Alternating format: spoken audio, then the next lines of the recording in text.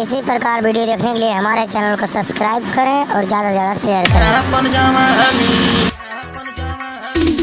भले जोगा के राखी अपन जवानी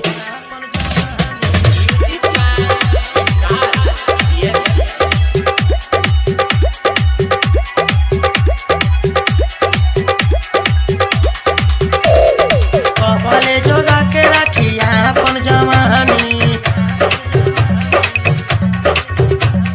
जोबना से फेंकतावे हमारो आगी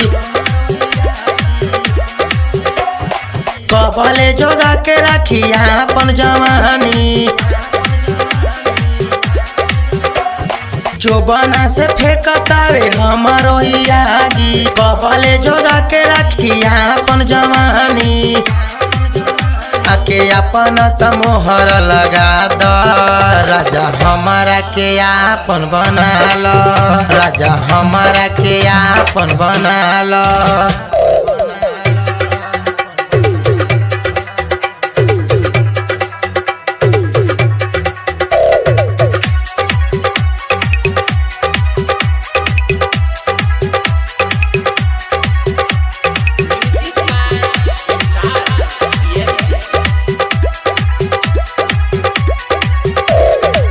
भले जोगा के राखी अपन जवानी काहे नाही बात मानी राजा परदेसी हमरा खातिर दूल्हा खोजे माई बाबू डेली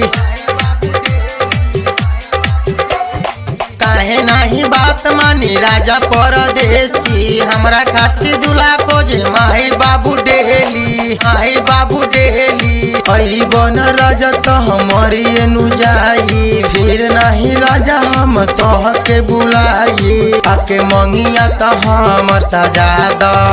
हमके आपन में हरिया बना लो हमके आपन में हरिया बना लो।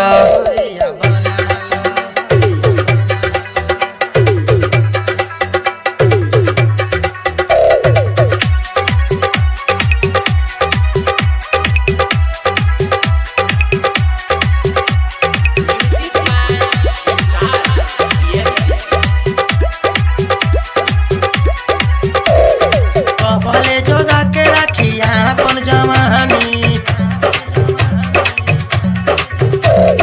दिलावा के बात सुना ये हो गोविंद राजा निशा से दूर बोला तू काहे जाला दिलावा के बात सुना ये हो गोविंद राजा निशा से दूर बोला तू काहे जाला इतने तू बतिया तू हमके बता दो डरते जवानिया के अगिया बुझा दो राइटर राम कुमार के समझा लो राजा हमारा के आपन बना लो राजा हमारा के आपन बना लो।